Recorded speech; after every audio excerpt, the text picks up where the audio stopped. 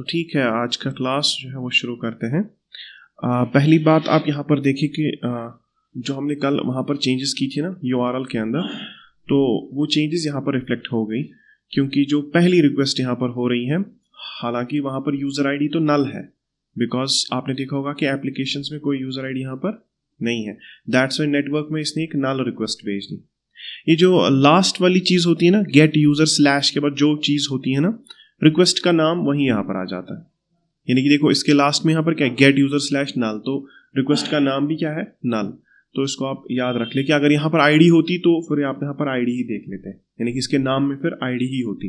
तो फिलहाल यहाँ पर तो दिखा रहा है कि दैट ये रिक्वेस्ट नहीं भेज पा रहा है, इसको इंटरनल सर्वर एरर आ गया, बिकॉज इसने यहाँ से यूज़र आईडी क्या भेज दी, नल, बिकॉज यूज़र आईडी एप्लीकेशंस में कहीं पर भी सेव नहीं है।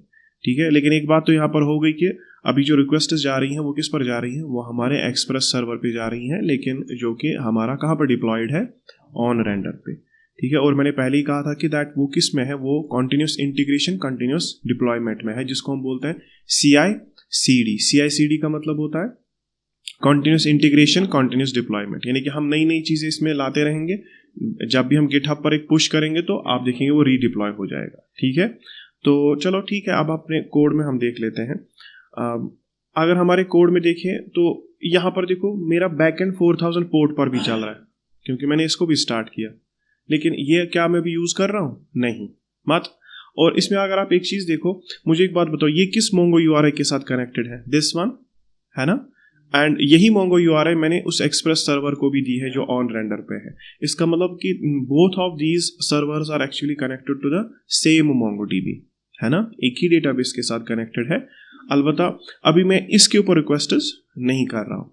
आप चेक कर सकते हो कि दोनों ही चल रहे हैं कि नहीं by using the thunder client. Collections में हमारे पास क्या है, रोबोलॉक्स।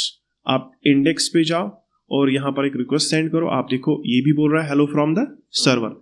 ये मैंने बनाया ही थे असल में, जो स्लैश पर मैं सर्वर भेज रहा हूँ ना, इसमें असल में ये बनाया मैंने किसके लिए, सर्वर को टेस्ट करने के लिए। तो इसी तरह से अगर आप रोबोलॉक्स प्रोडक्शन में देखो, वहाँ पर भी अगर आप होम पर रिक्वेस्ट करो तो वहाँ पर भी आपको कुछ ऐसा ही रिजल्ट आएगा। लेकिन एक चीज़ है, सेम रिक्वेस्ट, ठीक है, सेम रिक्वेस्ट है लोकल होस्ट 4000 पे और यहाँ पर onrender.com पर, but it is taking about 336 milliseconds to complete, यानी कि जो ऑन रेंडर है वो 336 मिली सेकेंड्स उसको लग जाते हैं और इसको लग जाता है सिर्फ 108। तो अगर हम देखें, एक ही जैसा पेलोड, एक ही जैसी रिक्वेस्ट और एक ही जैसा रेस्पॉन्स, क्योंकि दोनों में रेस्पॉन्स यही आया hello from the server, but this takes about 336 milliseconds and इसने सिर्फ ले लिया 108। इसका मतलब इसमें कितना गुना फ़र्क है, लगभग 3 टाइम्स इसमें फ़र्क है। हालांकि ये डिपेंड करता है और भी बहुत सारे फैक्टर्स पे, लेकिन इतना तो आपको पता ही है कि दैट आपका अपना लोकल होस्ट वाला सर्वर और जो ऑन रेंडर पे चल रहा है उसमें बहुत ज़्यादा डिफरेंस है हार्डवेयर के बेसिस के ऊपर। अगर आप सेम टू सेम इसी तरह से 8 GB वाला 4 कोर प्रोसेसर कहाँ पे लोगे, ऑन रेंडर पे, तो वो बहुत महंगा पड़ेगा। ठीक है, तो इसका मतलब हमारा यहाँ पर तो ये सीन ओके है। दूसरी चीज़ मैंने इसमें एक चेंज कर दी थी, कल आपने याद रखा होगा, आपको याद होगा कि मैंने कॉन्टेक्स्ट के अंदर नाम रखा था उस फाइल का एक्शंस रखा था मैंने कल मैंने उस फाइल का नाम एक्शंस रखा था, लेकिन मुझे लगता है कि एक्शन से ज़्यादा अप्रोप्रिएट नेम उसके लिए क्या है, स्टोर, तो मैंने इसका नाम बदल दिया स्टोर, लेकिन अंदर वही चीज़ है, स्टोर मैंने नाम रखा इसका। ठीक है, क्योंकि ये एक्ट करता है ना एक स्टोर की तरह। ठीक है, इसमें आप सारी वेरिएबल्स, इसमें आप सारी चीज़ें जो है ना सेव रख रहे हो, तो इसको हमने स्टोर नाम रखा।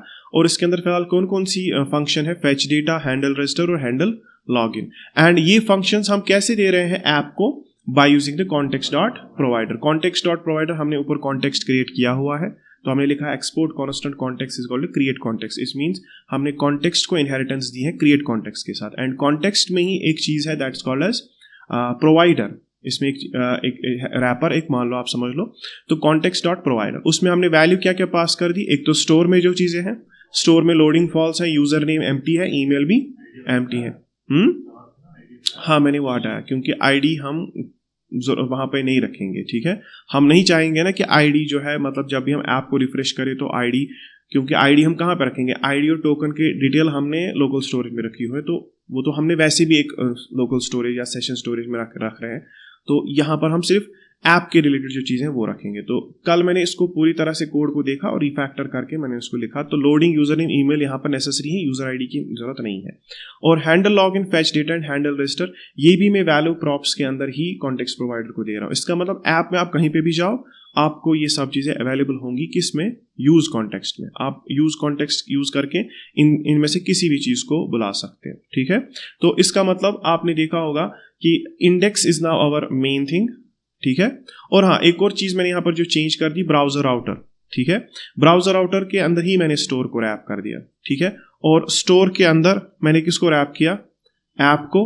और ऐप के अंदर मैंने फिर यहाँ पर राउट्स लगाए, यहाँ पर ऊपर नया बार, उसके अंदर फिर राउट्स। अब आप कहोगे कि मैंने ब्राउजर राउटर क्यों हायरार्की में ऊपर रखा? इसका मतलब आप सोच सकते हो ना कि दैट ब्राउजर राउटर यहाँ पर क्यों है, क्योंकि ब्राउजर तो असल में अगर आप देखोगे ब्राउजर तो यहाँ पर था, ब्राउजर राउटर यहाँ पे था, इस जगह पे browser router routes and route यहाँ पर था। इसकी रीजन है कि आप देखो सबसे पहले हायरार्की में इंडेक्स है, उसके बाद स्टोर है, उसके बाद ऐप है। हायरार्की में सबसे कौन है ऊपर? Index, store. आप स्टोर में एक चीज यूज कर रहे हो, that is called as navigate. Now this is coming from use navigate, huh? Navigate is equal to use navigate. It means this use navigate is coming from React Router DOM.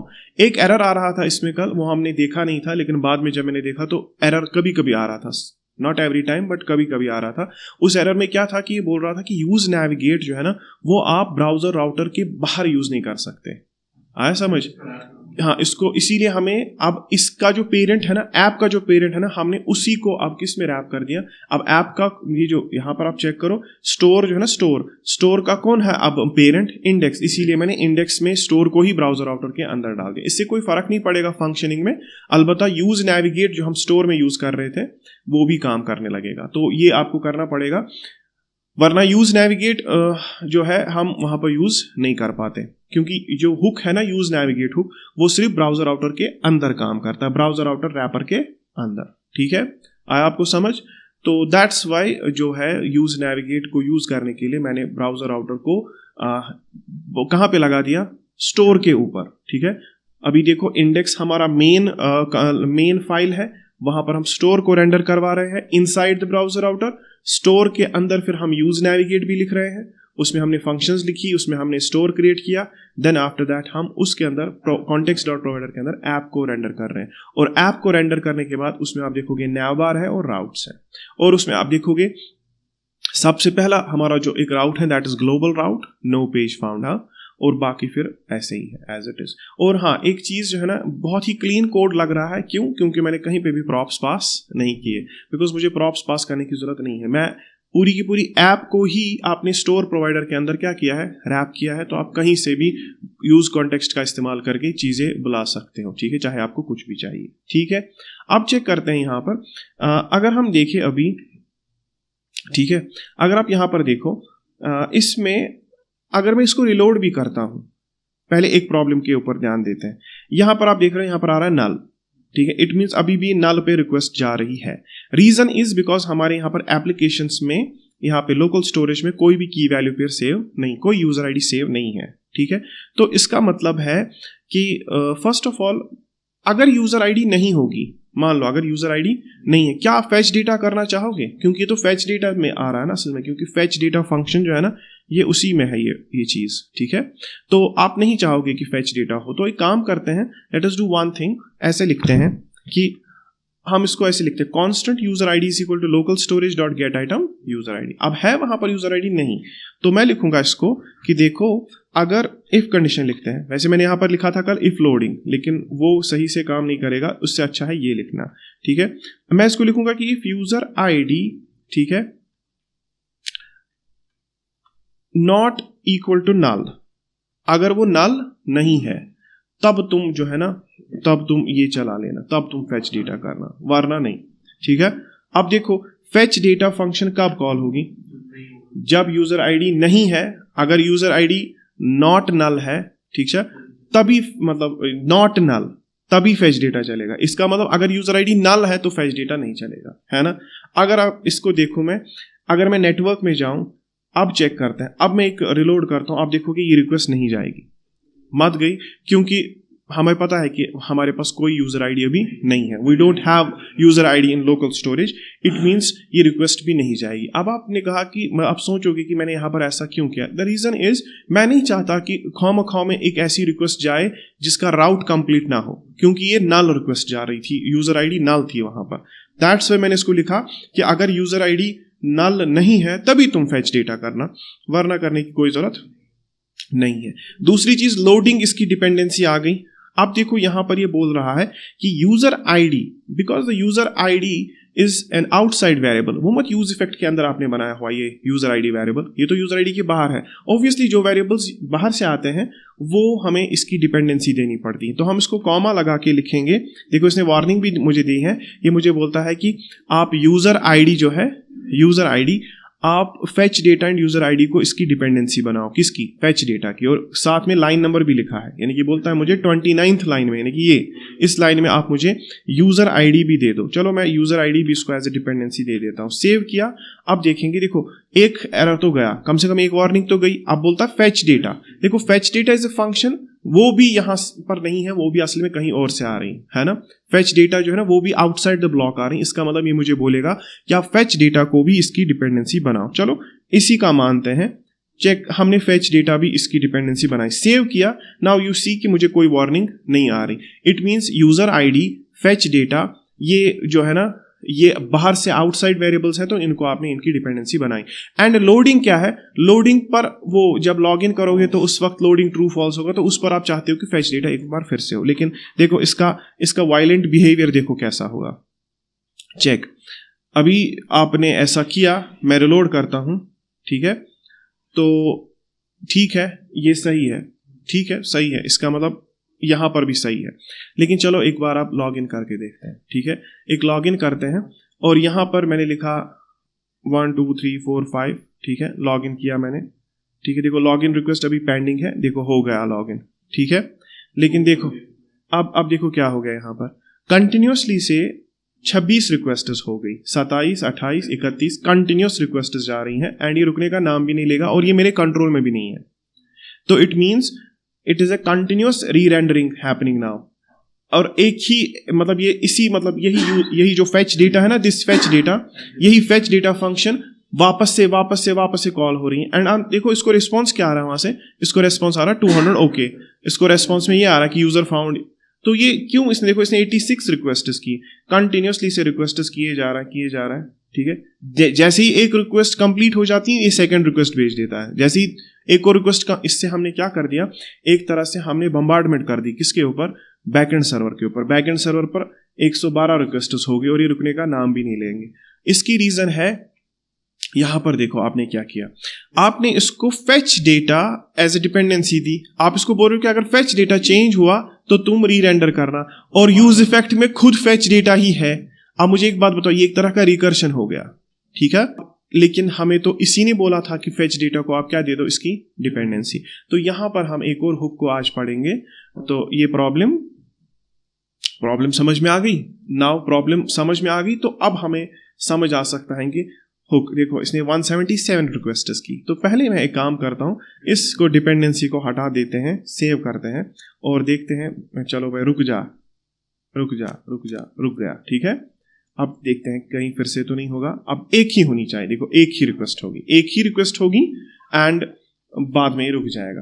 तो लेकिन यहां से फिर से इसने एरर मार दिया, बोलता है कि हाँ फेच डेटा तो इसकी डिपेंडेंसी होनी चाहिए थी। तो हाँ, रूल के हिसाब से फेच डेटा इसकी डिपेंडेंसी होनी चाहिए, जो JSX का सिंटेक्स है उसके हिसाब से इसकी डिपेंडेंसी होनी चाहिए। हाँ एग्जैक्टली, हाँ मतलब ये ऐप लोड जैसी होगी तो यूज इफेक्ट चलेगा। ये ऐप में ही है ना, हाँ यूज इफेक्ट नहीं, रिटर्न के बाद तो नहीं लगा सकते ना आप यूज इफेक्ट। इससे पहले ही होगा, पहले यूज इफेक्ट ही चलेगा। देखो पहले ये फेच डेटा लोडिंग वेरिएबल आएंगे, आप देखो ना ऐप फंक्शन में क्या है, ये ऐसे ही चलेगा ना सिंक्रोनसली। हाँ आया है ना, ये सिंक्रोनसली चले, नहीं पहले आएगा ये, फिर ये, उसके बाद यूज इफेक्ट, है ना, उसके बाद रिटर्न के बाद तो कुछ आप लिख नहीं सकते वैसे भी, है ना। फिर नीचे आप इसी ऐप फंक्शन को क्या कर रहे हो, एक्सपोर्ट कर रहे हो। अब देखो इसके लिए एक प्रॉब्लम मैं सीधे सॉल्व करता हूं। आपको मैं फर्स्ट ऑफ ऑल एक रिकमेंडेशन यहां पर करता हूं। सबसे पहले आप लिखेंगे W3 स्कूल्स में आप जाए, वहाँ पर रिएक्ट की है ना ये, इसमें सबसे ज़्यादा सिंपलर आपको मिलेगा, ठीक है। और भी मतलब हमारे पास तो रिएक्ट की अपनी डॉक्यूमेंटेशन है, लेकिन यहाँ पर आपको ये कॉल बैक हुक आप यहाँ पर देख सकते हो, यहाँ पर आपको इजीली समझ में आ सकता है। और इनकी डॉक्यूमेंटेशन बहुत सिंपल होती हैं, वहाँ पर एक छोटी मोटी एग्जाम्पल होती है, तो एग्जाम्पल से समझना ज़्यादा अच्छा होता है। आप देखिए हमने स्टेट पढ़ा, यूज इफेक्ट पढ़ा, यूज कॉन्टेक्स्ट पढ़ा, इसमें एक और हुक है रेफ, रिड्यूसर, कॉल बैक। हम कॉल बैक को देख लेते हैं पहले। अब कॉल बैक क्या है, कहता है कि the React callback use call back hook returns a memoized callback function. अब मिमोआइजेशन मैंने पहले ही कहा है कि किसी भी फंक्शन का रिजल्ट सेव रखना, ठीक है, और फिर पॉसिबल री रेंडर से मतलब एक तरह से बचाना, ठीक है, पॉसिबल मतलब री रेंडरिंग से बचाना शॉर्ट में, ठीक है। तो think of memoization as caching a value so that it does not need to be recalculated. Simple, समझ में आ गया। What is memoization? It's like caching a value, एक वैल्यू को सेव रखो सो दैट कि इसको फिर से रिकैलकुलेट करने की कोशिश ना करें। मान लो आपने एक फंक्शन है, मान लो mathematical function x raise power 4, ठीक है, f of x is equal to x raise power 4, इसकी डिफरेंशिएशन करनी है। इसकी डिफरेंशिएशन होती है बराबर 4x 4 minus 1 nx n minus 1 होती है ना। तो ये मैंने कैलकुलेट कर लिया, ठीक है, और आपने इसको फर्स्ट प्रिंसिपल से कैलकुलेट करना है। तो फर्स्ट प्रिंसिपल जानते हैं ना डिफरेंशिएशन में, बड़ा सा प्रिंसिपल जिसमें वो इंक्रीमेंट हम देते हैं। चलो एक फंक्शन है, इसको सॉल्व कर दिया, लेकिन इसका जो मेथड आपने इस्तेमाल किया सॉल्विंग करने के लिए, आप चाहते हो कि ये फिर से मुझे ना करना पड़े, ठीक है ना। तो इसकी जो जितनी भी ये कैलकुलेशंस मैंने लगाई है, जितनी भी ये मुश्किल टास्क जो थे ये मैंने किए, मैं फिर से नहीं करना चाहता, क्योंकि मुझे पता है कि इसका रिजल्ट फिर से वही होगा। x रेज पावर 3 की डिफरेंशिएशन आज भी वही थी, 10 साल पहले भी वही थी। तो मैं नहीं चाहता कि मेरा कंप्यूटर फिर से इस कैलकुलेशन को करे। तो मैं क्या चाहता हूं कि मैं इस फंक्शन को यूज कॉल बैक हुक में चलाता हूं। किसमें चलाऊंगा? सो दैट ये री रेंडर ना हो, ठीक है। तो this allows us isolate resource intensive functions, resource intensive यानी कि एक ऐसी फंक्शन जिसको ज्यादा टाइम लगता हो, so that they will not automatically run on every render, so that कि वो फिर से रेंडर होने के टाइम पे फिर से रन ना करनी पड़े। यानी कि पूरा का पूरा कोड री रेंडर होगा, पूरा का पूरा कंपोनेंट रेंडर होगा, लेकिन फंक्शन जो है वो रिकैलकुलेट नहीं होगी। फंक्शन ऑलरेडी कैलकुलेटेड है, तो आप उसको मिमोआइजेशन करना चाहते हो, आप चाहते हो कि उसका रिजल्ट मैं कहीं पे सेव रखूं और पॉसिबल री रेंडर के टाइम पे उस फंक्शन को मैं फिर से कॉल ना करूं, ठीक है। यही तो हमारी प्रॉब्लम है। हमने यूज इफेक्ट जो कि एक रिसोर्स इंटेंसिव मान सकते हैं, हम उस फंक्शन को मान सकते हैं कि it is a resource intensive. पता है क्यों? उसको सर्वर पे होने में 300 मिलीसेकंड टाइम लगता है। तो पहले ही मैंने आपको फोकस उस पर दिलाया था ना कि उसको 300 मिलीसेकंड का टाइम लगता है। हाँ, अभी तो डेटाबेस में खाली 5 यूजर्स है, समझ लो। उसका काम है ना गेट यूजर को गेट करना। डेटाबेस में कितने यूजर है? 5। कल जब मिलियंस ऑफ यूजर डेटाबेस में होंगे तो बताओ उसको 300 मिलीसेकंड लगेंगे? नहीं, उसको बहुत ज्यादा टाइम लगेगा। It means this function is a resource intensive. इसको बैकएंड को रिक्वेस्ट भेजनी है, बैकएंड डेटाबेस को रिक्वेस्ट भेज रहा है, वहां से डेटाबेस से डेटा आएगा, फिर देन वहां से वापस रिस्पॉन्स आएगा। तो it means it's resource intensive. तो मैं नहीं चाहूंगा कि पॉसिबल री रेंडर हो। क्यों? क्योंकि वहां से जो डेटा आ रहा है ना वो यूजर का डेटा है। अब यूजर का डेटा थोड़ी 5-5 मिनट के बाद चेंज होगा, है ना। यूजर का डेटा, यूजर नेम हो सकता है मतलब चेंज हो जाए 1 महीने में, 3 महीने में यूजर नेम अपना यूजर नेम चेंज करे। तो ऑब्वियसली ये डेटा पहली बार आ गया, फंक्शन ने कैलकुलेट करके दे दिया आपको, यूजर नेम इरफान यूसुफ है। अब आप नहीं चाहते कि मतलब ये फिर से री रेंडर हो। अगर पूरा का पूरा बाकी कंपोनेंट री रेंडर हो भी जाए, लेकिन ये फंक्शन फिर से कॉल नहीं होनी चाहिए। लेकिन अगर आपने फेच डेटा को इसकी डिपेंडेंसी बनाई तब तो ये होगी, है ना। इसीलिए हम use call back and use memo जैसे हुक का इस्तेमाल करते हैं। Now these are called as performance hooks. क्या बोलते हैं इनको? तो स्टेट मैनेजमेंट के हुक्स कौन हो गए? स्टेट मैनेजमेंट का हो गया use state and use reducer. Use state and use reducer, these are state management hooks. अलबत्ता ये जो हमारे use call back and use memo है, these are called as efficiency hooks. ये हमारी परफॉर्मेंस को इंक्रीज करते हैं, क्योंकि इससे परफॉर्मेंस ही तो इंक्रीज होगा। वरना आप देखो इतनी सारी रिक्वेस्ट्स जाएंगी बैकएंड को कि बैकएंड ही मतलब बैठ जाएगा। इसको तो हम एक तरह से बोलेंगे डीडॉस अटैक। हम होता है ना डिस्ट्रीब्यूटेड डिनाइल ऑफ अटैक। क्या होता है डिस्ट्रीब्यूटेड डिनाइल ऑफ अटैक? हम सर्वर पे इतनी सारी रिक्वेस्ट्स भेजते हैं कि वो सर्विस ही बैठ जाती है। उसी को हम बोलते हैं डीडॉस अटैक। ये करते हैं बहुत सारे हैकर लोग, ऐसा अटैक करते हैं, DDoS अटैक। वो सर्वर पर इतनी ज़्यादा रिक्वेस्ट्स भेजते हैं कि सर्वर क्रैश कर जाता है, ठीक है। और वो भी एक जगह से नहीं, डिस्ट्रीब्यूटेड मल्टीपल जगहों से, ठीक है। उन्होंने कुछ बॉट स्क्रिप्ट्स लिखी होती हैं, तो डिफरेंट कंप्यूटर से ट्रैफिक जाता है एक ही सर्वर की तरफ और सर्वर क्रैश हो जाता है, ठीक है। और इस तरह से तो बहुत बड़ी वेबसाइट्स के सर्वर्स को क्रैश किया गया है, मतलब एक टाइम पे तो ट्विटर को भी बिठा दिया, ठीक है। हैकर्स को फायदा होता है इससे, ठीक है। हाँ, होता है, ठीक है। बहुत जगहों पर ऐसे अटैक्स होते हैं कि किसी वेबसाइट को मतलब बेकार करना है यूजर्स के लिए, उसको बेकार करना सो दैट यूजर उसको एक्सेस ना कर सके, उसके लिए हम उसके ऊपर DDoS अटैक से उन कंपनी का नुकसान भी हो जाएगा। आप सोचो कि एक बहुत बड़ी एक सर्विस है, एक बहुत बड़ी वेबसाइट है, उसके ऊपर DDoS अटैक हुआ एंड 5-6 घंटे 7 घंटे तक उनको समझ में नहीं आ रहा कि हो क्या रहा। तो उस DDoS अटैक को जब तक वो कंटेन करेंगे, जब तक उस DDoS अटैक को रोकेंगे, तब तक 7-8 घंटे तक उनका मिलियंस ऑफ डॉलर का नुकसान हो चुका होगा। तो एक तो होता है कि एक तरह से हम कह सकते हैं डैमेज इन्फ्लिक्ट करने के लिए हम DDoS अटैक करते हैं। दूसरा होता है अपनी वाहवाही दिखाना, अपना दिखाना कि देखो मेरे को आता है, ठीक है ना। या टेस्ट के लिए, जिसको बोलते हैं पेनिट्रेशन टेस्टिंग, मैं टेस्टिंग के लिए भी कर सकता हूँ कि चलो आपने कोई सर्वर बनाया, मैं बोलूँगा कि मैं इसको टेस्ट करूँगा कि कितना लोड बियर कर सकता है, how much request it can take in second, okay. तो मैं इसके ऊपर कंटिन्यूसली रिक्वेस्ट, और ऐसा तो हम भी करते हैं। फॉर एग्जांपल जब हम इस एक्सप्रेस सर्वर को बनाएंगे, इसमें एक चीज़ होती है that's called as artillery testing. क्या बोलते हैं? आर्टिलरी। एक पैकेज है npm install artillery। तो आप क्या कर सकते हो, आर्टिलरी से आप फेक रिक्वेस्ट्स भेज सकते हो राउट्स पर।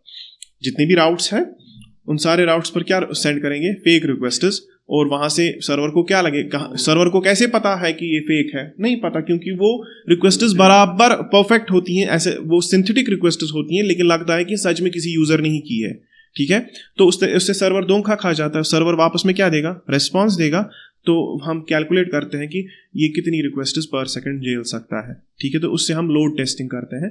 बाद में जब हमें लगता है कि हाँ ये हमारा सर्वर 20,000 रिक्वेस्ट्स या 10,000 रिक्वेस्ट्स पर सेकंड कैलकुलेट कर सकता है, देन हम बोलते हैं कि अगर इससे ज़्यादा ट्रैफिक आया, अगर 10,000 से ज़्यादा ट्रैफिक आया, तो ठीक है, तुम एक लोड बैलेंसर लगा लेना।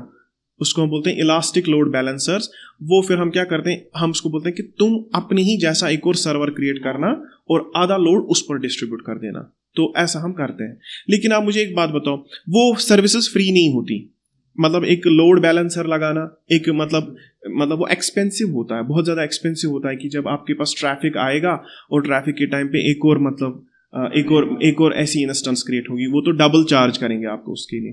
तो ऐसा भी हम कर सकते हैं ना कि किसी के ऊपर DDoS अटैक कर दिया, उनके ELBs एक्टिवेट हो जाएंगे, उससे भी उनको नुकसान हो जाए, ठीक है ना। उनके ELB खामा में एक्टिवेट हो जाए। तो बहुत ज़्यादा ये साइबर सिक्योरिटी में ये सब चीज़ें आती हैं।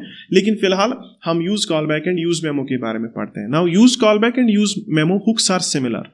अब इसमें डिफरेंस क्या है? मतलब ये 2 हुक्स है, दोनों हुक्स का काम एक जैसा है।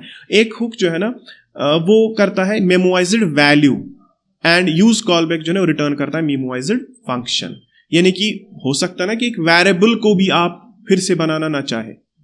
मतलब एक वेरिएबल आपने बनाया constant x is equal to something, आप नहीं चाहते कि फिर से डिफाइन करो आप या फिर से इनिशिएट करो इसको। जब हम लिखते हैं कहीं पे constant x is equal to something, इसका मतलब आप एक वेरिएबल डिफाइन करते हो, लेकिन अभी डिफाइन हो चुका है, इसको बार बार डिफाइन करने की क्या जरूरत है? तो एक मेमोइज्ड वैल्यू को रिटर्न कौन करता है? Use memo. और एक मेमोइज्ड फंक्शन को रिटर्न करता है यूज कॉलबैक। दोनों ही हुक्स आप इस चीज जगह पे पढ़ोगे। तो इसने यहाँ पर एग्जांपल समझाई है आपको। बाद में बोलता है कि आप इसको कॉलबैक के अंदर इजी है, मतलब इसमें ज्यादा कुछ मसला करने का नहीं है।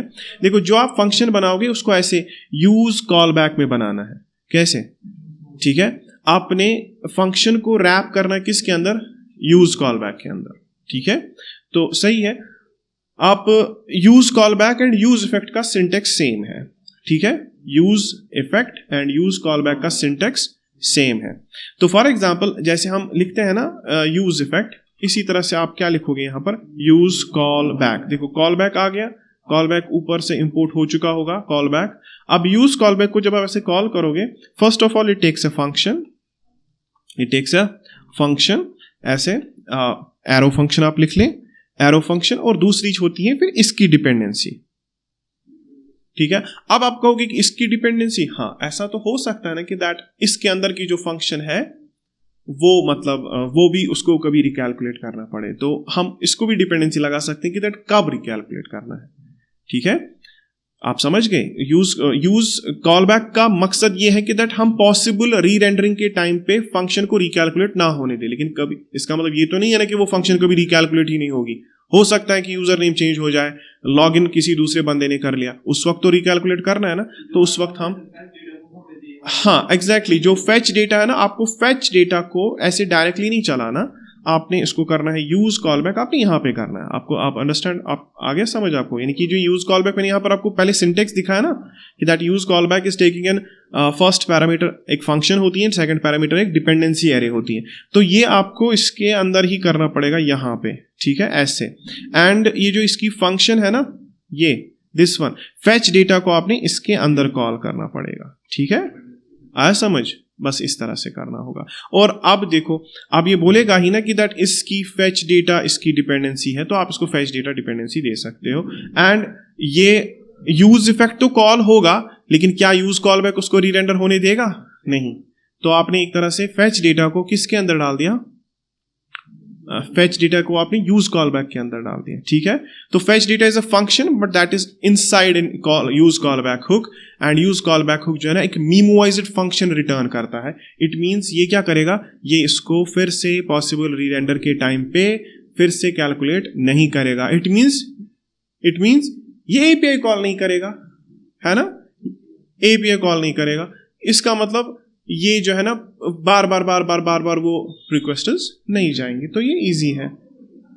ठीक है, ओके। अब यहां पर देखो, अब बोलता है कि react hook use callback can not be inside a callback, react hook must be called in React function component और ए कास्ट। आपको पता है क्या करना है, ये फेच डेटा आपको बाहर पहले सेट करनी है। ठीक है, या एक काम करते हैं, देखो हम इस तरह से इस प्रोसीजर को यूज नहीं करते, ये भी एक मतलब गलत तरीका है। ठीक है, माय बैड। आप पता है क्या करो, don't do like this, but आप एक काम करो, जहां पर भी इन फंक्शंस को बनाओगे वहीं पे इनके ऊपर कॉल बैक लगा दो।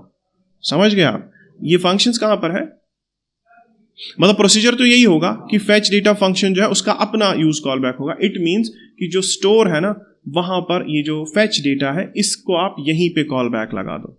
आप यहीं पर फेच डेटा को किस में लिखो, कॉल बैक के अंदर। ठीक है, तो बाद में वो फंक्शन सीधे ही चलेगी। तो देखो जैसे इसने किया, देखो इसने यहां पर इसने लिखा है constant add to do is equal to use call back, फिर जो टू डूज वुडूज है वो उसने उसके अंदर कर दिए, और टू डूज को इसकी क्या बनाई है, डिपेंडेंसी। बाद में add to do function export कर दी या यूज कर दी कहीं पे। ठीक है, देखो इसने यहां पर लिखा एड टू डू, इसने यहां पर एक फंक्शन बनाई। ठीक है, तो आप यहां पर सिंपली यूज मेमो को भी ऐसे यूज करना, यानी कि जहां पर आप फंक्शन बना रहे हो वहीं पे आप इसको कॉल बैक करो। ठीक है, आया समझ? यानी कि हमें जिन जिन फंक्शंस को हमें लगेगा कि दैट ये रिकैलकुलेट नहीं होनी चाहिए खुद से, तो मुझे एक बात बताओ, आपको क्या लगता है कि किस किस पे करना चाहिए, हैंडल रजिस्टर पे? नहीं। पता है क्यों? क्योंकि हैंडल रजिस्टर तो हमारे विल के ऊपर डिपेंड करता है। जब मैं बटन पर क्लिक करूं तो वो तो रीरेंडर होगी नहीं कभी। हैंडल लॉगिन के ऊपर भी करने की जरूरत नहीं है, तो सिर्फ फेच डेटा के ऊपर करने की जरूरत, हाँ, क्योंकि वो ऑटोमेटिकली चलती है। ठीक है, तो पहले आज का काम जो हम अभी करते हैं, यूज कॉल बैक समझ में आया? अभी हम क्या करते हैं, सबसे पहले जितनी भी हमारे जो कंपोनेंट्स हैं उसमें से जितनी भी कंपोनेंट्स में फंक्शंस थी, जैसे लॉगिन के अंदर था वो मैंने निकाल दिया, रजिस्टर के अंदर था वो मैंने निकाल दिया, रीसेट पास के अंदर ये सारी फंक्शंस हम पहले क्या यहां से निकाल देंगे। ठीक है, तो पहले हम ये काम करते हैं। तो हैंडल चेंज पास, ठीक है, ये फंक्शन मैंने यहां से निकाल दी, हैंडल चेंज पास।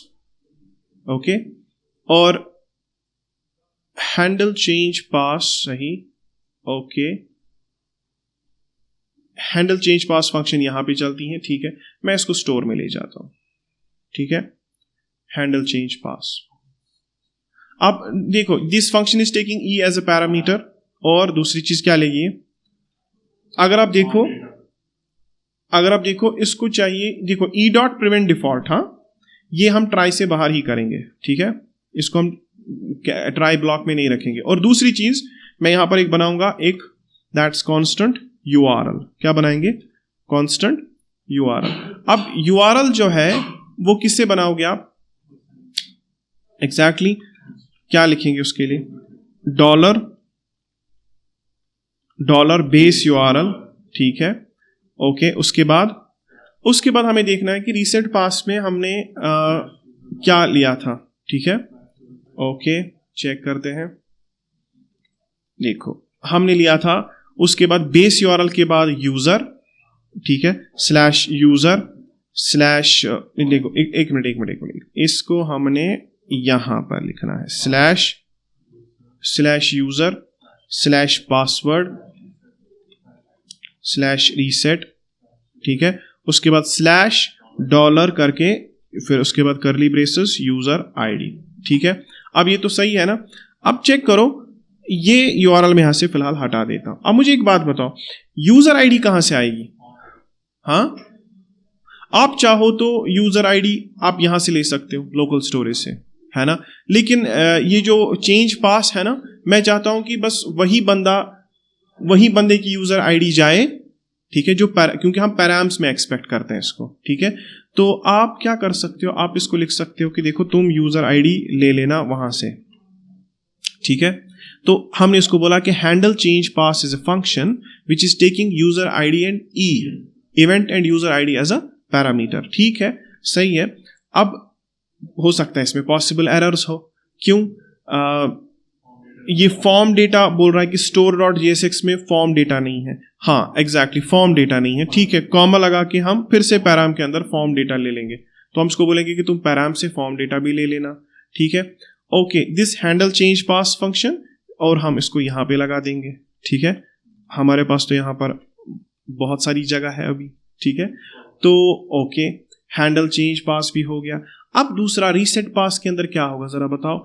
देखो यूजर आईडी पैराम से मांगा, ठीक है, handle change, okay, that's okay, okay. Now यहां पर देखो हैंडल चेंज पास, अगर मैं इसको सेव करूं ये बोलेगा कि ये फंक्शन नहीं है। तो फर्स्ट ऑफ ऑल हम यहां पर पैरेंथेसिस लगा देते हैं which implies to curly braces, तो एक एरो फंक्शन बनाया हमने, ओके। और इस हैंडल चेंज पास को हम इसके अंदर कॉल करते हैं, ठीक है। और जब हम इसको कॉल करेंगे, हमने इसके अंदर चाहिए एक तो पैरामीटर ई, दूसरी हमें चाहिए यूजर आईडी, और दूसरा हमें चाहिए इसके अंदर फॉर्म डेटा। अब वहां पे तो हम पैराम सेट कर रहे हैं, देखो ई पैरामीटर ये लाएगा इस फंक्शन के पैराम से। तो अब देखो, अब एरर देगा कि बोलेगा हैंडल चेंज पास तो है ही नहीं, ये फंक्शन ही नहीं है। तो क्या करेंगे हम, सबसे पहले हम इस फंक्शन को बुलाएंगे, हम लिखेंगे कांस्टेंट, ठीक है, ऐसे डिस्ट्रक्चर करके handle change pass is equal to, बताओ, यूज कॉन्टेक्स्ट, और उसके अंदर हमें क्या चाहिए, उसके अंदर हमें चाहिए context, and that context is coming from store, ठीक है। तो हो गया, सेव कर देते हैं। देखो इसने एरर छोड़ दिया। अब इसलिए बोल रहा है कि देखो टोस्ट नहीं है और एक्सियोस हमने हटा दिया। अब रीसेट पास में सिर्फ दो चीजें हो रही, एक तो HTML रिटर्न हो रहा है और फॉर्म हैंडलिंग हो रही है। देखो इसको हम फॉर्म हैंडलिंग बोलते हैं ना, form data set form data, इसको हम फॉर्म हैंडलिंग बोलते हैं। तो दिस इज फॉर्म हैंडलिंग, चलो हो गया ये, ओके। तो और कहीं पे है रीसेट पास, रजिस्टर का हो गया, नो पेज फाउंड, नया बार में कोई एपीआई नहीं है, लॉग इन, होप, फॉरगेट पास। चलो फॉरगेट पास को देख लेते हैं। फॉरगेट पास में भी आपको जो ये हैंडल फॉरगेट पास है, इसको हम पूरा ही उठा लेते हैं, ठीक है, उठा लिया मैंने इसको। स्टोर में जाते हैं, ठीक, सबसे पहले यहां पर यूआरएल डिफाइन करते हैं, और e.prevent डिफॉल्ट को भी हम ट्राई के बाहर करते हैं, ठीक है, क्योंकि हम चाहते हैं कि ये पहले ही हो जाए, इट्स नॉट नेसेसरी कि ये ट्राई के अंदर हो। और यूआरएल जो है उसको भी हम यहीं पे डिफाइन कर लेते हैं, ठीक है, constant URL is equal to backticks लगा के। देखो आज आप ये चीज कर रहे हो ना, ठीक है, लग रहा आपको कि हम फ्यूटाइल एक्सरसाइज कर रहे हैं, लेकिन कल आप देखोगे कि यही चीज एक स्केलेबल ऐप बनाने के टाइम आपको फायदा देगी। यूजर स्लैश फॉरगेट पास, ठीक है। अभी मैं कहा था बेस यूआरएल, चलो ये हो गया फिलहाल, है ना, ये तो मुझे नहीं चाहिए। अब यूआरएल ईमेल, इसमें ईमेल चाहिए, आप देख रहे हो, आप इसमें तो कोई बात नहीं, फॉर्म डेटा नहीं चाहिए, ईमेल खाली चाहिए। तो हम पैरामीटर में ले लेते हैं उसको, हम इसे ले लेते हैं ईमेल, कोई बात नहीं, ईमेल। इसका मतलब नाउ जब हैंडल फॉरगेट पास आप कहीं पे कॉल करोगे, you have to pass e and email, ठीक है। तो सही है, इसको फिलहाल हो गया सही। और हैंडल फॉरगेट पास हम इसको क्या करेंगे यहां पर, ठीक है भाई, बस इतना हो गया। चलो ये भी आ गया, हैंडल फॉरगेट पास भी हो गया। नाउ फॉरगेट पास के अंदर दिस थिंग, यहां पर जहां पर भी आप इसको कॉल कर रहे हो ना, वहां पर एक कॉल बैक बना लो आप, ठीक है। कॉल बैक हम इसको इसलिए बना रहे हैं बिकॉज हमें इसमें पैरामीटर लेना है। मान लो अगर मैं हैंडल फॉरगेट पास को ऐसे ही कॉल, अगर ऐसे ही कॉल करूं, उसमें मुझे पैरामीटर चाहिए, वो कहां से लाऊंगा मैं फिर, लेकिन वो आएगा कहां से, देखो ई और क्या चाहिए हमको, ईमेल। चलो ईमेल, ई और ईमेल, चलो हो गया ना। देखो इसने एरर मारा, बोलता है ई इज नॉट डिफाइंड।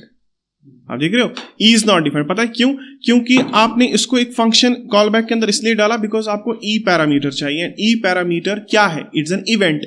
कब ट्रिगर होगी, जब क्लिक करोगे, जब बटन पे क्लिक करोगे। तो मैं इसको बोलता हूं कि जब बटन पर क्लिक करोगे एक क्या चला लेना, एक फंक्शन चला लेना, और वही फंक्शन असल में ले रही है क्या, इवेंट, ठीक है। वो इवेंट पास हो रहा है हैंडल फॉरगेट पास के अंदर, क्योंकि मुझे वहां पर करना है ई डॉट प्रिवेंट डिफॉल्ट। तो यही पैरामीटर मैंने आगे पास कर दिया और साथ में मैंने इसमें ईमेल पास कर दी। देखो अब सेव करूंगा, अब नहीं आएगा। अब आप बोल रहे थे कि हम ऐसा क्यों कर रहे हैं, मतलब ई क्यों, मतलब हम क्यों ऐसे कर रहे हैं, बिकॉज मैंने पहले ही कहा कि जो इवेंट जब ट्रिगर होगा तो मुझे उसमें क्या करना है, मुझे उसमें फॉर एग्जाम्पल ये इवेंट चाहिए, ठीक है, ई पैरामीटर। ओके, नाउ आप बताओ क्या करोगे यहां पर। सबसे पहले अब आप डिस्ट्रक्चर करके किसको लाओगे, कांस्टेंट, ठीक है। Okay okay is equal to use context, context और वहां पर कॉन्टेक्स्ट, ठीक है। ओके, तो context is coming from store. चलो भाई ये भी हो गया। नाउ ऑब्वियसली एक्सियोस नहीं चाहिए, ठीक है, और एक्सियोस भी नहीं चाहिए। अब टोस्ट का मसला है, शायद हमने इसमें टोस्ट कंटेनर यूज नहीं किया है, तो चलो एक काम करते हैं, ये भी शायद हमसे रह गया होगा, कोई बात नहीं। इसमें ये जो है ना, क्योंकि इसमें भी जो टोस्ट मैसेज आएंगी वो भी तो कहीं पे दिखानी है, वो हम किस में दिखाते हैं, टोस्ट कंटेनर में। तो हम यहां पर लिखेंगे TOAST, टोस्ट। आ जा भाई, टोस्ट कंटेनर, हाँ टोस्ट कंटेनर तो हमको चाहिए। और आपको पता है कि इसमें आप एट्रीब्यूट्स पास करके इसकी पोजीशन आप कहीं पे लगा सकते हो, ठीक है। चलो भाई फिलहाल ये हो गया सेव, यहां से भी हमने निकाल दिया। अब यहां पर भी सिर्फ क्या है, रिटर्न में HTML, इसको क्या बोलते हैं, JSX।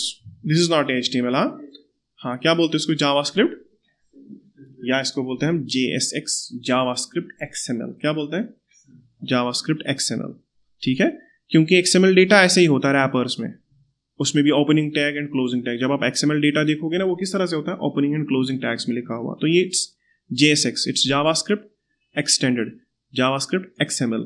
ये याद रखना कि ये असल में HTML है ही नहीं, ये दिखती है HTML के जैसे, ओके। ये असल में जावास्क्रिप्ट का रिटर्न है, ये जो यही रिटर्न ही असल में JSX है। ये जो रिटर्न हो रहा है ना, इसी को JSX बोलते हैं।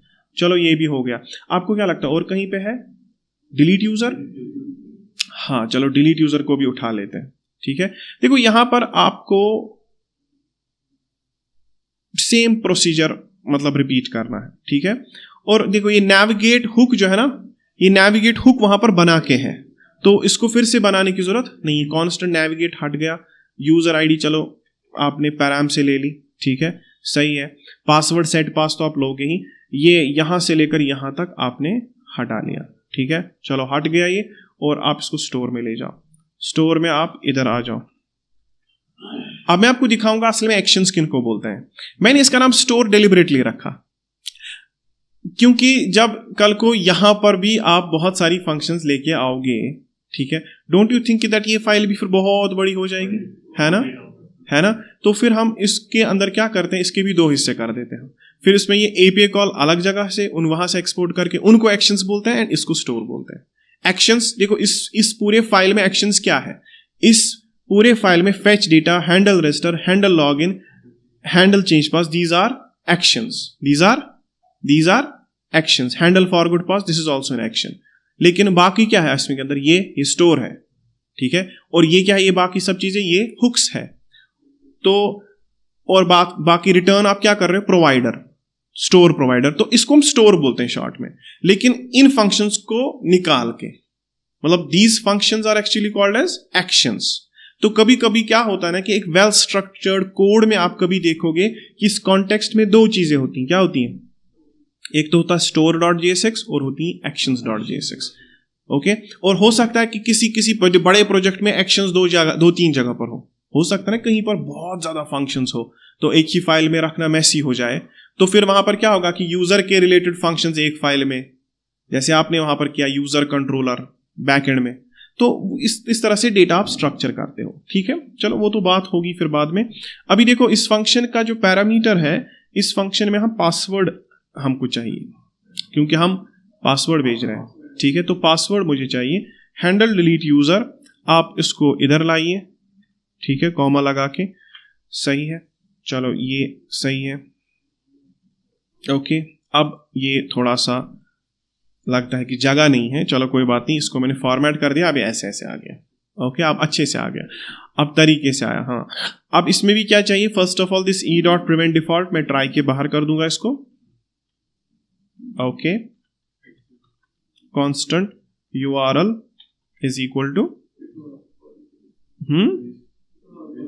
लेकिन मसला है ना बैकटिक्स में लिखना है। चलो हाँ, ये भी सही है, हाँ एग्जैक्टली वो भी सही है। ठीक है, ये पूरा ही हम जो है यहाँ पे लिख देते हैं और इस URL को यहाँ से हटा देते हैं। इसमें सिर्फ आपको यहाँ पर ये निकाल देना। ठीक है, बेस URL, और इस बेस URL को आप किस में रखोगे, कर लीजिए इसमें, ये एक ज्यादा हो गया। ठीक है, चलो भाई सही हो गया ना। अब यूजर आईडी कहाँ से लाएगा ये, है ना? हाँ, तो यूजर आईडी इसको हम लिखेंगे ऐसे कि भाई तू यूजर आईडी जो है वो यूजर आईडी, ठीक है ना? तो यूजर आईडी तुम डिलीट करने के टाइम यूजर आईडी तुम पैराम से लेके आना, मतलब इसको हम कहते हैं फंक्शन के पैराम से। ठीक है, फंक्शन के पैरामीटर्स। चलो ये तो सही हो गया, और यहां पर कोई चीज नहीं। देखो नेविगेट ने एरर इसलिए नहीं दिया बिकॉज नेविगेट हुक ऊपर बना के हैं, टोस्ट भी मेंशन्ड है, तो इसमें कोई प्रॉब्लम होगी नहीं, और आपने हैंडल डिलीट यूजर को भी आगे फॉरवर्ड कर दिया। नाउ दिस फंक्शन, अब यहां पर इस फंक्शन को आप कॉल करोगे हैंडल डिलीट यूजर। बताओ भाई, सबसे पहले तो आपको एक फंक्शन चाहिए यहीं पे, ठीक,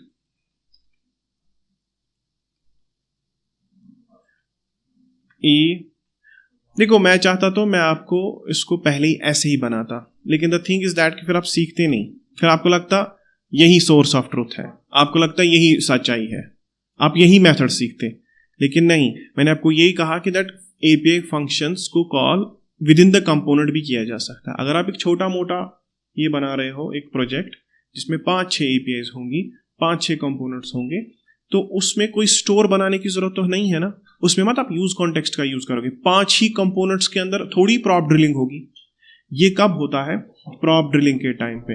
इसीलिए मैंने आपको कहा, मैंने आपको दोनों चीजें दिखा, मैंने कहा आपको देखो ये कंपोनेंट है, इस कंपोनेंट के अंदर प्रॉप्स पास किए जा सकते हैं, एंड कंपोनेंट के अंदर ही एपीआई कॉल हो सकती है ना? और अगर आप कंपोनेंट के अंदर एपीआई कॉल नहीं करना चाहते तो ऐप में कर लो, ठीक है, क्योंकि जब भी आप उस कंपोनेंट को री-रेंडर करते हो उस वक्त एपीआई कॉल फिर से होती, तो दैट्स वे आपको मैंने कहा ऐप में कॉल करो। एपीआई कॉल कहाँ पे करो, ऐप में, और वहां से जो डेटा है उसको आप प्रॉप्स के थ्रू पास करो, जो हमने पिछले वाली क्लास में किया। लेकिन आज जो है ना कल और आज हमने थोड़ा सा इसमें चीजें जो है वो चेंज कर दी। अब देखो this is taking user ID and third thing is password, ठीक है। और यहीं पे मैं आपको सिग्निफिकेंस एक और चीज की बताऊंगा, आप याद रखना, ठीक है। पहले हम इसको तो कर लें। चलो अब यहां पर देखो कांस्टेंट, क्या नाम है इसका, हैंडल डिलीट यूजर, इसी नाम से आपने फंक्शन बनाई थी, तो करली ब्रेस में लगा के ऐसे handle delete user is equal to use context. हाँ, छोटी एप्स में तो मैं कॉन्टेक्स्ट को इस्तेमाल ही नहीं करता, मैं तो कॉन्टेक्स्ट को ही इस्तेमाल नहीं करता, तो फायदा ही नहीं था मुझे ये सब करने का, ठीक है। अब यूज नेविगेट हट गया एंड टोस्ट भी जो है वो गया, ठीक है। अब मैं आपको इस तरह से बताऊं, नाउ आप ऐसे सोचो, अब आप ऐसे डेवलपर की तरफ सोचो कि अगर आप एक कंपनी में होते एंड आपको नहीं पता था कि दैट फंक्शंस के पैरामीटर्स क्या है, लाइक ये तो ये हैंडल डिलीट यूजर हम ही ने ये फंक्शन बनाई है ना। हैंडल डिलीट यूजर फंक्शन जो है it is taking E parameter, user ID and password. लेकिन इस हैंडल डिलीट यूजर में क्या आ रहा है, constant handle delete user any. क्या आ रहा है, एनी। एनी का मतलब है कि that it can take any parameter, it can take any parameter. तो ठीक है, हम एनी पैरामीटर लगा देते। पॉसिबली आपको लगता है ये ऐप चलती सही से? नहीं, मतलब आप कुछ भी पैरामीटर लगा देते। अब आपको मत पता है कि हैंडल डिलीट यूजर कौन कौन सा पैराम ले रही है, आपने इसमें कुछ भी डाल दिया लाइक ई, ठीक है, आगे जाके आपको एरर आ गया। पता है क्यों? द रीजन इज कि हैंडल डिलीट यूजर फंक्शन आपने नहीं बनाई थी, वो किसी और ने बनाई है। हो सकता है आप किसी ऐसे प्रोजेक्ट पे काम कर रहे हो जिसमें ये फंक्शंस बहुत पहले किसी ने बनाई थी, नाउ आपको प्रोजेक्ट संभालना है, अब आप इसके ऊपर काम कर रहे हो। अब आप बोल रहे हो मुझे तो पता ही नहीं इसके अंदर पैरामीटर क्या है, ठीक है ढूंढो। अब आपको पता ही नहीं कॉन्टेक्स्ट में स्टोर किधर है, अब आपको वहां से ढूंढना, पहले देखना है। तो इसीलिए हम किस चीज का यूज करते हैं, टाइपस्क्रिप्ट का। जावास्क्रिप्ट के बाद एक और चीज आती है, वैसे भी उसके बगैर जॉब नहीं लगेगी, ठीक है। तो टाइपस्क्रिप्ट जो है वो जावास्क्रिप्ट का एक एक्सटेंडेड वर्जन है, ठीक है। आजकल मार्केट में जो है ना JavaScript is a very local मतलब सबको आती है, ठीक है। मर्न स्टैक सबको आता है। अगर आप एक रोबस्ट रिएक्ट ऐप बनाना चाहते हो then make it in TypeScript. किसमें? टाइपस्क्रिप्ट में बनाओ। टाइपस्क्रिप्ट में क्या होता है कि जावास्क्रिप्ट में हम कहीं पे मेंशन मत करते हैं डेटा टाइप्स, हम क्या लिखते हैं, constant x is equal to कुछ भी, वो उसको खुद से पता चल जाता है कि एक्स क्या है, एक्स चार नल, एक्स बूलियन है, एक्स स्ट्रिंग है या कुछ भी। हम डेटा टाइप मेंशन नहीं करते। लेकिन अगर आपने देखा होगा डॉटनेट जैसी लैंग्वेजेस या जावा या बाकी लैंग्वेजेस जो होते हैं ना, अच्छी खासी लैंग्वेजेस जो एक वेल एस्टैब्लिश्ड लैंग्वेजेस है, उनके यहाँ पर एक सिस्टम होता है कि दैट उनको बताना पड़ता है वेर स्ट्रिंग, है ना, वहां पे लिखना पड़ता है वेर नंबर, वहां पर बताना पड़ता है प्रॉपर कि है क्या, है ना, वहां पर डेटा टाइप मेंशन करनी पड़ती, तो वहां पर एरर होने की गुंजाइश कम होती है। उसको बोलते हैं सिंटैक्टिकल टाइपिंग। क्या बोलते हैं? This is called as dynamic typing. Python और जावास्क्रिप्ट में ये प्रॉब्लम है।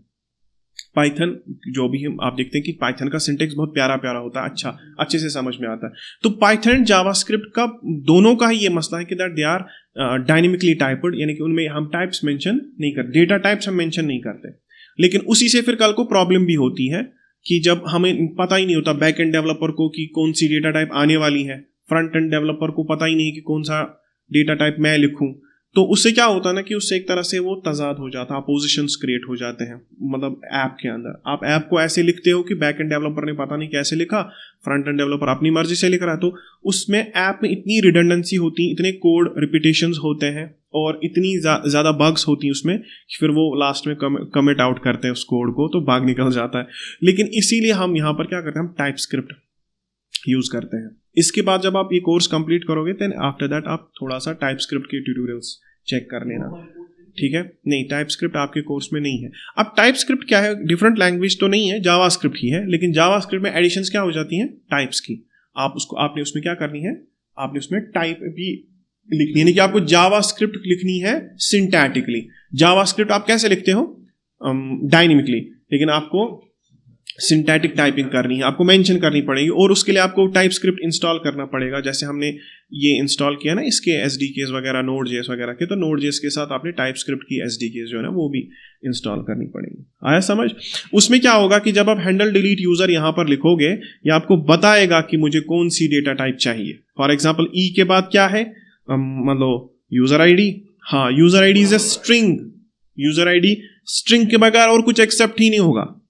तो डेवलपर के एक हाथ एक तरह से बंधे हो जाएंगे कि डेवलपर अपनी मन मुताबिक, मर्जी के मुताबिक कुछ नहीं लिख सकता, ठीक है। उसको फॉलो करना पड़ेगा, किसको, रूल को।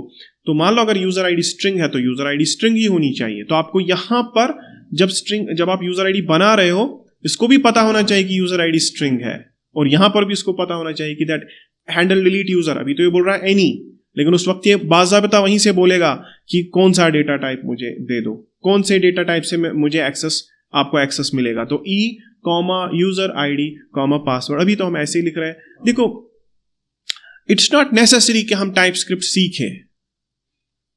आया समझ? मतलब कहीं पे लिखा नहीं है किसी किताब में कि दैट आपको टाइपस्क्रिप्ट यूज करना है तो आप अच्छा कोडर हो। अच्छी कोडिंग ऐसे भी की जा सकती है। I know that user ID is string, and मैंने वहां से जो फंक्शंस बनाई वहां पर भी यूजर आईडी स्ट्रिंग ही है। तो मगर ये कब होगा? जब पूरा का पूरा मैंने ही बनाया होगा। ठीक है, पता है ये प्रॉब्लम्स कब क्रिएट होंगी?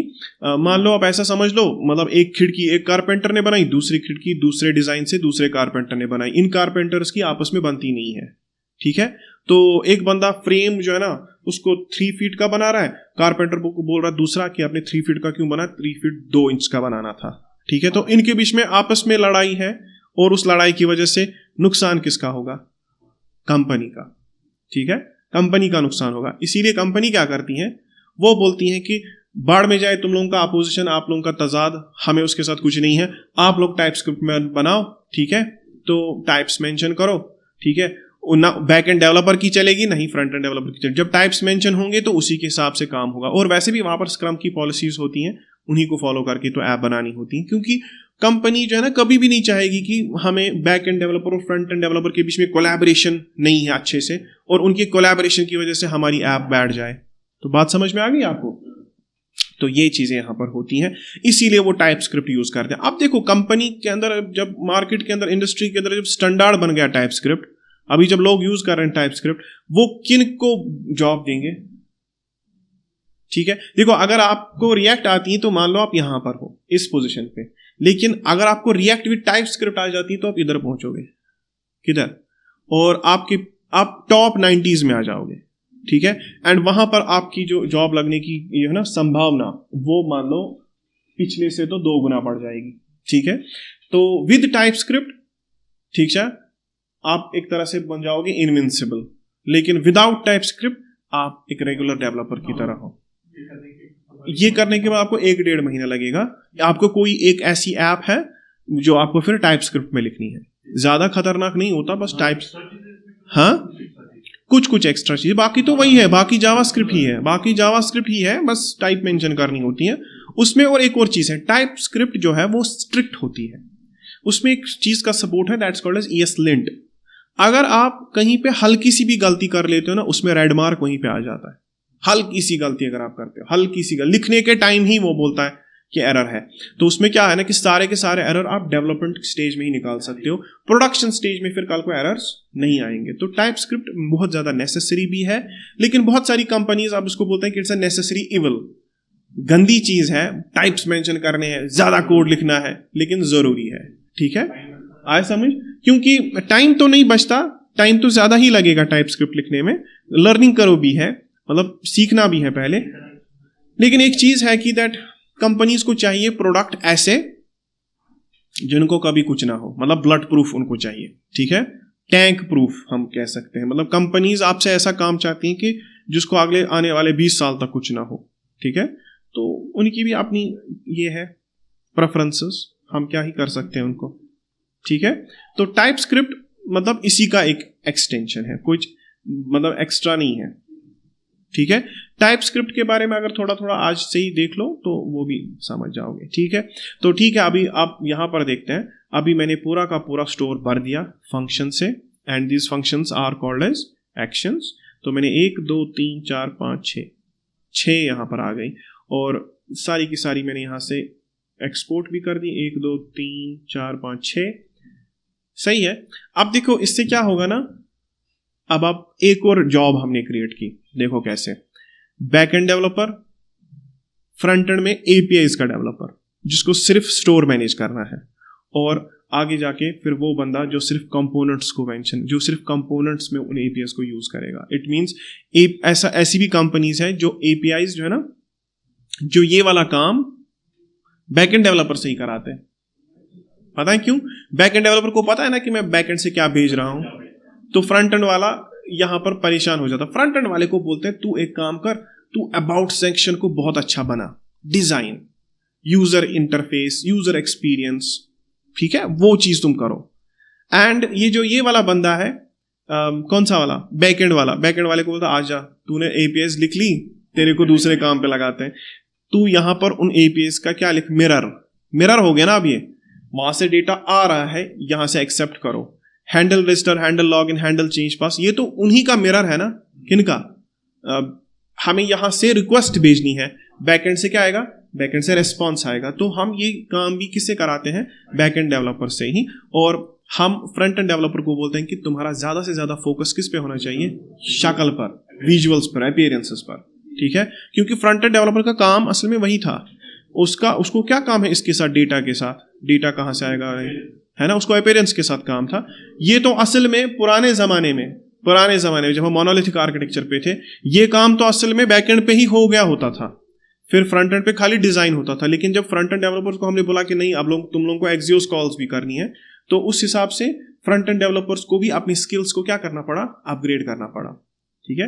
बट इट्स नॉट नेसेसरी कि हमारे यहाँ पर तो कुछ ऐसी भी कंपनीज है जो सारा काम एक ही से कराते हैं। दैट्स वाई किस चीज का जन्म हुआ, MERN स्टैक डेवलपर, क्योंकि MERN स्टैक डेवलपर में तो हम ही है ना सारा, MERN स्टैक डेवलपर, वो तो बैकएंड भी हम ही है, अश्वत्थामा, ठीक है ना, मैं ही सब कुछ, अश्वत्थामा, ओके।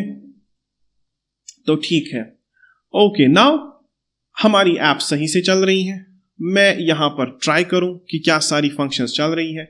नेटवर्क पे जाते हैं, एक बार रिलोड करते हैं तो ठीक है, फैच डेटा हो रहा है, फैच डेटा हो गया।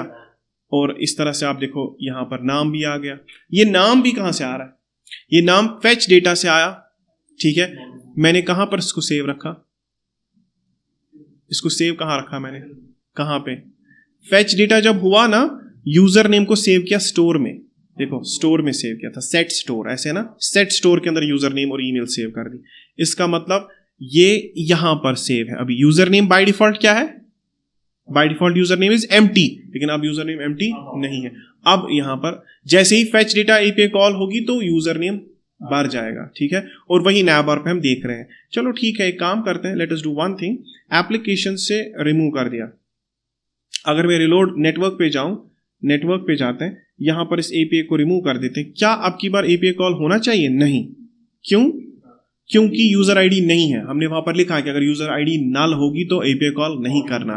लॉगिन बटन आ गया, चलो लॉगिन करके देखते हैं, ठीक है, लॉगिन करके देखते हैं।